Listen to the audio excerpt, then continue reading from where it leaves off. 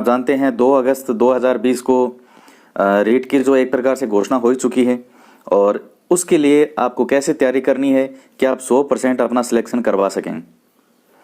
तो इस वीडियो में हर उस बात को रखा गया है जो आपका सिलेक्शन करवाने के लिए ज़रूरी है। तो जो विद्यार्थी शुरू से लास्ट तक एक एक पॉइंट को सुनेगा और उसके बाद में उसको फॉलो भी करेगा या अभी फॉलो कर रहा है, तो उस विद्यार्थी का सिलेक्शन कोई भी नहीं रोक सकता। कोई तो मतलब कोई भी नहीं।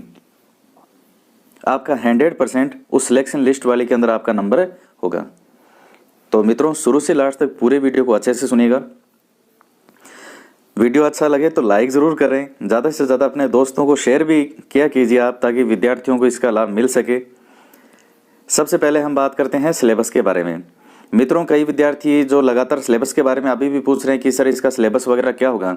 तो देखिए मित्रों, जो आप खुद न्यूज़पेपर में पढ़ते हैं, कई बार आया है कि सिलेबस जो है जिसमें थोड़ा राजस्थान जीके का पार्ट बढ़ाया जाएगा और 2 पेपर करवाए जाएंगे। इस तरह से जो आप पढ़ रहे हैं वही चीज़ें सभी के पास हैं। कोई ऐसा नहीं है कि सिलेबस अभी आपको किसके अकॉर्डिंग तैयारी करनी है। जो आपका सिलेबस ऑलरेडी है उसी के अकॉर्डिंग आप तैयारी करें। चेंज भी होगा तो कोई ऐसा आमूल चूल परिवर्तन नहीं होगा कि सब कुछ ही बदल गया। यही चीज़ें आपको पढ़नी पड़ेगी। 80% आपका यही रहना है। अगर चेंज होगा तो उसमें 10-20% जो कुछ एक्स्ट्रा होगा या जो भी है तो आप उस टाइम भी पढ़ सकते हैं। लेकिन अभी आपका जो सिलेबस है आप इसी को मान करते हुए तैयारी करें, चाहे आप रीट लेवल 2nd हो, 1st हो, SST हो, जो भी आपका सब्जेक्ट हो। अब बात करते हैं हम बुक्स के बारे में। सबसे पहले मित्रों हम बात करेंगे मनोविज्ञान के बारे में। तो मैं आपको कुछ इसमें जो मटेरियल है, बुक है, वो बता रहा हूँ। माध्यमिक शिक्षा बोर्ड और NCERT की 11वीं-12वीं क्लास की पुस्तक आती है। इसमें भी आप जो पढ़ना चाहें, जो सिलेबस में आपके टॉपिक हैं, आप कहेंगे सर RBSC की पढ़ें या NCERT की पढ़ें, कौन सी इनमें से पढ़ें? तो मित्रों वो आपकी इच्छा है। NCERT और ज़्यादा बड़ी है, डिटेल में है, व्याख्या कहीं अधिक है। एक एक टॉपिक को बहुत ज़्यादा डिटेल में बताया गया है। उतना RBSC के अंदर नहीं है जितना NCERT के अंदर डिटेल में है। इन चारों बुक्स की PDF, RBSC की 11वीं-12वीं की और NCERT की 11वीं-12वीं की बुक जो है, ये मैं आपको पहले ही निःशुल्क उपलब्ध करवा चुका हूँ। नेट पर भी इनकी PDF है। अगर आप कहीं से भी लें, नेट पर भी अगर आप इसकी सर्च करके अगर लेना चाहेंगे PDF, तो आपको इनकी PDF हर जगह उपलब्ध हो जाएगी। अब 11वीं-12वीं की NCERT के अंदर जो आपके सिलेबस टॉपिक में है आप उसको पढ़ सकते हैं। करते हैं हिंदी के बारे में। देखिए, आप भाषा लेते हैं लैंग्वेज फर्स्ट और लैंग्वेज सेकंड। अब हिंदी में देखिए, माध्यमिक शिक्षा बोर्ड की एक पुस्तक आती है हिंदी व्याकरण के नाम से। 9वीं से 12वीं क्लास की वो एक ही पुस्तक आती है। एक ही पुस्तक आती है, उस पर लिखा आता है 9 से 12 हिंदी व्याकरण। वो किताब तो आपको मस्ट है कि पढ़नी ही पढ़नी है। इसके अलावा जैसे आप कोई और बड़ी पुस्तक साथ में पढ़ना चाहें जिसमें कोई टॉपिक आपको नहीं मिले, जैसे राघव प्रकाश जी की किताब आती है, और भी जो भी आपको कोई किताब जो आपके पास अगर ऑलरेडी हो, क्योंकि इनका मटेरियल हिंदी, संस्कृत, अंग्रेजी, इनका क्या मटेरियल आपके पास ऑलरेडी मिल जाता है। हर एग्जाम में आती है हिंदी। तो अगर आपके पास कोई पुस्तक है तो आपको कोई नई पुस्तक लेने की आवश्यकता नहीं है।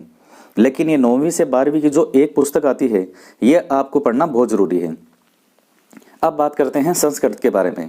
यही चीज़ संस्कृत में आपको लागू होगी। आपको 6ठी से 8वीं तक की माध्यमिक शिक्षा बोर्ड की जो पुस्तक आती है, इतना इजी लैंग्वेज में और इतना अच्छे से समझा रखा है, आप इसको पढ़िएगा। 6ठी, 7वीं, 8वीं। और अंग्रेजी की सेम यही चीज़ अंग्रेजी में है। 6ठी, 7वीं, 8वीं क्लास तक की जो अंग्रेजी की पुस्तक है माध्यमिक शिक्षा बोर्ड की, आप उसको एक एक चैप्टर को आपको अच्छे से इसमें पढ़ना है। उससे आपका पूरा बेस तैयार हो जाएगा। उसके बाद में आप एग्ज़ाम के अकॉर्डिंग कोई भी एक गाइड लेके आ जाइएगा। कोई भी गाइड जो मार्केट में आपके आसपास हर जगह सर्वत्र उपलब्ध है, उसमें से जो भी गाइड और जिसमें एग्ज़ाम के अकॉर्डिंग ए गाइड में सिलेबस दिया आपको मिल जाएगा। क्यों? गाइड का मैं आपको बता चुका हूँ। जैसे कई बार कुछ टॉपिक इनमें नहीं मिलते या वो एग्ज़ाम के अकॉर्डिंग होती है, उसमें पिछले वर्षों के पेपर वगैरह होते हैं और भी कई चीज़ें होती हैं। तो सिर्फ उसमें एक हेल्प के लिए है कि आप एक गाइड ले सकते हैं। अब बात करते हैं SST के लिए। अब देखिएगा, SST में 6 से 10th क्लास तक की जो आरबीएससी की बुक आती है, माध्यमिक शिक्षा बोर्ड की सामाजिक विज्ञान, जो अभी आपको कंटिन्यू यूट्यूब पर पढ़ा रहे हैं, वो रामबाण है एसएसटी के विद्यार्थियों के लिए। पिछले वर्षों के प्रश्न पत्रों को देख लीजिएगा, वहीं से आपके पेपर जो हैं बन करके आ रहे हैं। और इसके साथ ही 11वीं 12वीं क्लास की जो हिस्ट्री, ज्योग्राफी, पॉलिटिकल साइंस, ये जो माध्यमिक शिक्षा बोर्ड की पुस्तकें हैं, इनमें से जो आपके सिलेबस में टॉपिक हो वो आपको पढ़ने हैं। बात करते हैं गणित के बारे में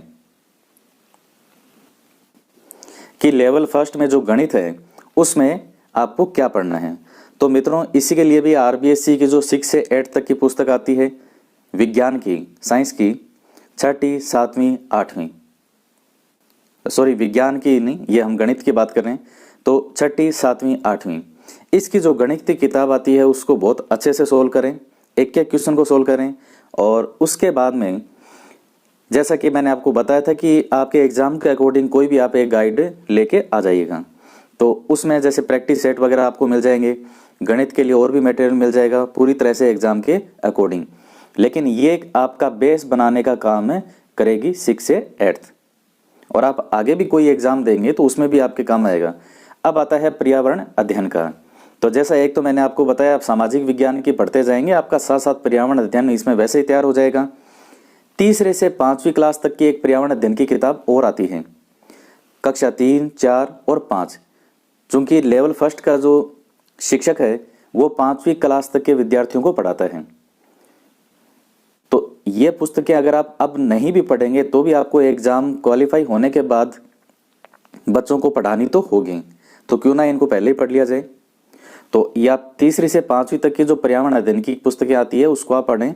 कोई टॉपिक फिर भी अगर उसमें से छूट गया तो आपको, जैसे मैंने बताया कि एक गाइड आप अपने एग्जाम के अकॉर्डिंग कोई भी मार्केट से लिएगा, कोई बचा कुचा टॉपिक होगा तो वो आपको उसमें मिल जाएगा। अब बात करते हैं लेवल सेकंड के बारे में, साइंस मैथ के बारे में।